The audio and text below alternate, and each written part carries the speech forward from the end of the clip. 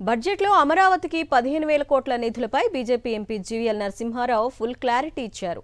కేంద్రం ఇచ్చేది నిధులు కాదు, అది అప్పు అంటూ కుండబద్దలు కొట్టారు. రుణాల రూపంలో అమరావతికి కేంద్రం నిధులు సమకూరుస్తుందని, ఆ అప్పు చెల్లించడానికి 30 ఏళ్ల సమయం పడుతుందని కామెంట్స్ చేశారు. అయితే అప్పు కేంద్రం చెల్లిస్తుందా, రాష్ట్ర ప్రభుత్వం చెల్లిస్తుందా తెలియాల్సి ఉందంటూ స్టేట్మెంట్ ఇచ్చేశారు. కాగా ఈ 15,000 కోట్లపై మొదటి నుంచి వైఎస్ఆర్సీపీ ఒక్కటే మాట చెప్తోంది, అది నిధులు కాదు అప్పు అంటూ చెప్తుండగా కూటమి ప్రభుత్వం మాత్రం నిధులు అంటూ అడ్డగోలుగా వాదించింది. ఇప్పుడు బీజేపీ ఎంపీ కామెంట్స్తో 15,000 కోట్ల నిధులపై అసలు నిజం బయటపడింది.